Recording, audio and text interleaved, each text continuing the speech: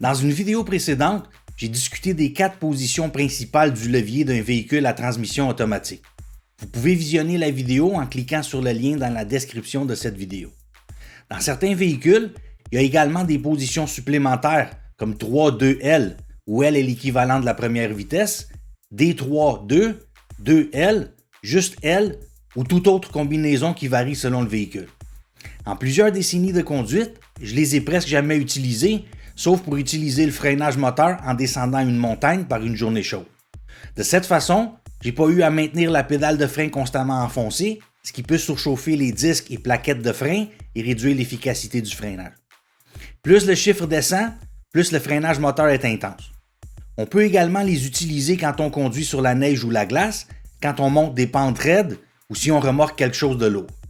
Selon le véhicule, il peut également y avoir d'autres positions de levier que l'on voit moins souvent, comme S pour sport, ce qui permet une conduite plus sportive, B pour brake, c'est-à-dire le frein moteur, W pour winter, c'est-à-dire pour la conduite sur la neige ou la glace, et ainsi de suite. La plupart de ces positions agissent plus ou moins comme les positions 3-2L que l'on a vues précédemment. Beaucoup de véhicules modernes auront seulement les positions PRND normales, que l'on a vues dans la vidéo précédente, avec ce qu'on voit de plus en plus souvent de nos jours, un mode manuel. Si on voit ces signes de plus et moins, parfois aussi accompagnés de la lettre M pour manuel, ça signifie qu'il y a un mode manuel. En mode manuel, on peut changer de vitesse nous-mêmes sans avoir à se soucier de l'embrayage, car il n'y en a pas. C'est le compromis parfait si vous hésitez entre l'achat d'une voiture manuelle ou automatique. Quand ça nous tente moins de changer de vitesse, comme quand on est pris dans le trafic, on laisse le levier sur la position automatique normale et la voiture s'occupe des changements de vitesse. Quand on veut s'amuser un peu plus, comme sur des routes plus sinueuses par exemple, on passe en mode manuel et on contrôle les changements de vitesse nous-mêmes. On pousse le levier vers le haut pour changer à une vitesse plus haute et vers le bas pour rétrograder. Puis, quand on revient au plaisir d'être pris dans le trafic total, on peut remettre en mode automatique. Sur certains véhicules, on change les vitesses avec le levier de vitesse lui-même. Sur d'autres, il y a des palettes sur le volant. Comme ici, on rétrograde en tirant sur la palette gauche et on passe à une vitesse supérieure en tirant sur la droite. Sur certains véhicules, il y a aussi la possibilité de désactiver l'overdrive. Et c'est quoi l'overdrive au juste? En gros, avec l'overdrive désactivé, le moteur fonctionnera à des régimes plus élevés.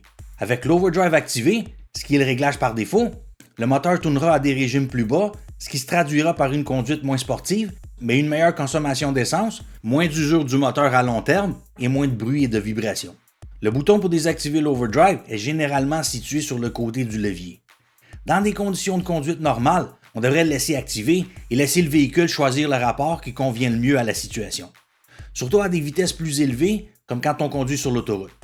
On peut le désactiver quand, par exemple, on monte une pente et que la voiture change continuellement de vitesse, si on tire quelque chose de lourd comme une remorque ou un bateau, ou si on veut utiliser le frein moteur en descendant des pentes raides. De nos jours, dans les véhicules plus récents, on voit de moins en moins l'option pour désactiver l'overdrive.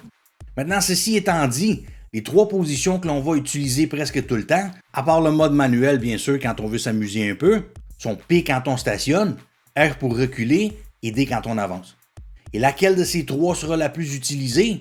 C'est en fait P, car en moyenne, les voitures sont stationnées 95% du temps. Quant aux autres positions, à moins d'utiliser régulièrement notre véhicule dans des situations particulières, comme pour tirer quelque chose de lourd, monter ou descendre des pentes abruptes ou rouler dans la neige ou la glace, on va les utiliser très rarement. Rappelez-vous, les véhicules sont de plus en plus sophistiqués. Toutes les fonctions discutées ici varient d'un modèle à l'autre, alors assurez-vous de lire le manuel de votre véhicule. J'espère que vous avez aimé cette vidéo. Bonne route!